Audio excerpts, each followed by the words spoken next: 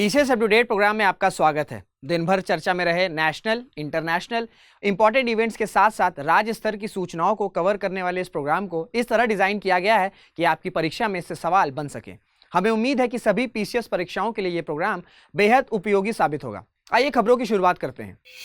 हाल ही में Australia, Bharat, Japan और US के बीच तीसरी in person quad leader summit आयोजित की गई। यह क्वाड समिट का एक छोटा वर्जन था। यह समिट जापान के हिरोशिमा में आयोजित की गई। पहले यह समिट 24 मई को सिडनी में आयोजित होने वाली थी, लेकिन इस दौरान वॉशिंगटन में डेप्ट सीलिंग नेगोशिएशन कार्यक्रम होने के कारण इसे प्रीपोन कर दिया गया। गौरतलब है कि इस समिट में क्वाड लीडर्स ने enduring partners for Indo Pacific नाम से एक जॉइंट वर्जन स्टेटमेंट जारी किया।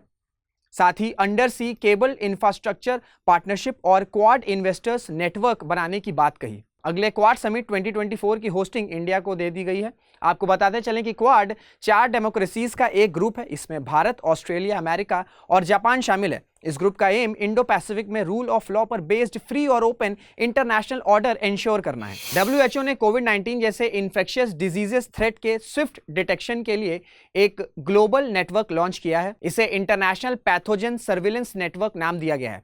यह पैथोजन जेनोमिक एक्टर्स का एक ग्लोबल नेटवर्क होगा। इसे WHO hub for pandemic and epidemic intelligence द्वारा होस्ट किया जाएगा। आईपीएसएन का एम पैथोजन जेनोमिक्स डिप्लॉयमेंट में तेजी लाना है और पब्लिक हेल्थ डिसीजन मेकिंग को इंप्रूव करना है। इस नेटवर्क के द्वारा पैथोजन जेनोमिक सर्विलेंस इकोसिस्टम को मजबूत किया जाएगा, जिससे न्यू पैथोजेंस डिटेक्शन और disease spread evolution tracking enhance हो सकेगी। आपकी जानकारी के लिए बता दें कि आईपीएसएन पैथोजेनिक जेनोमिक्स पर काम कर रहे भागीदारों के बीच डेटा एक्सचेंज को सक्षम बनाता है। साथ ही पैथोजन जेनोमिक सर्विलेंस के लिए देश की क्षमता बढ़ाने के लिए एक कंट्री स्केल अप एक्सेलेरेटर की स्थापना की है। वहीं डोनर के एफर्ट्स में कोऑर्डिनेशन और हार्मोनाइजेशन इंप्रूव करने के लिए आईपीएसएन ने एक फंडर्स फोरम एस्टैब्लिश की है। हाल ही में जापान के हिरोशिमा में G7 का 49th समिट ऑर्गेनाइज हुआ।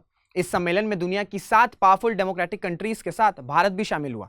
इस समिट की अध्यक्षता कर रहे जापान ने हिरोशिमा को होस्ट सिटी बनाया है, ताकि जापान की न्यूक्लियर डिसआर्ममेंट और नॉन प्रोलिफरेशन पॉलिसी को प्रोमिनेंट एजेंडा की तरह उठाया जा सके।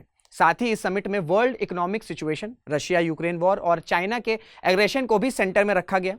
इस समिट में भारत सहित 8 अन्य देशों को इनवाइट किया गया था। आपको बता दें कि G7 7 डेवलप कंट्रीज का एक ग्रुप है। इसमें US, UK, Canada, France, Germany, Italy और जापान शामिल है। इस समूह में यूरोपियन यूनियन का भी रिप्रेजेंटेशन है। इस ग्रुप का फॉर्मेशन 1973 के ऑयल शॉक्स और उससे इमर्ज हुए फाइनेंशियल क्राइसिस की सिचुएशन से हुआ। 1998 में रूस को इस ग्रुप में शामिल किया गया था, पर 2014 में क्रीमिया पर रूस के एनेक्सेशन से नाराज G7 देशों ने रूस की मेंबरशिप सस्पेंड कर दी। इस तरह 2014 में फिर से यह ग्रुप G7 बन गया। गौरतलब है कि यह ग्रुप ना तो किसी ट्रीटी पर बेस्ड है और ना ही इसका कोई परमानेंट सेक्रेटेरिएट या ऑफिस है।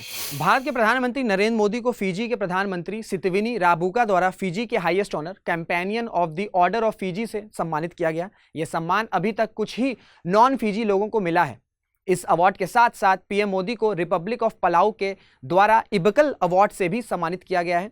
इस दौरान पापुआ न्यू गिनी ने भी पीएम मोदी को अपने highest honour companion of the order of Logohu award से ऑनर किया। यह अवार्ड उन्हें उनके पैसिफिक आइलैंड कंट्रीज की यूनिटी के लिए किए गए एफर्ट के लिए दिया गया है। पापुआ न्यू गिनी की तरफ से यह पुरस्कार बहुत कम लोगों को दिया गया है। भारतीय प्रधानमंत्री को ये सभी अवार्ड्स पापुआ न्यू गिनी में दिए गए, जहां वह 3rd forum for Indo Pacific island cooperation summit में भाग ले रहे हैं। यह समिट पापुआ न्यू गिनी के पोर्ट मॉर्सबी में हो रहा है। FIPIC की 3rd समिट ऐसे समय में हो रही है जब चीन इस एरिया में अपने मिलिट्री और डिप्लोमेटिक इन्फ्लुएंस एफर्ट्स को इंक्रीज कर रहा है। आपकी जानकारी के लिए बता दें कि FIPIC की शुरुआत 2014 में मोदी जी की फिजी यात्रा के दौरान हुई थी। तो आज के सेशन में इतना ही। मुलाकात होगी आपसे अगले सेशन में। तब तक अपना ध्यान रखिएगा, मेहनत करते रहिएगा, खुश रहिएगा। जय हिंद, जय भारत।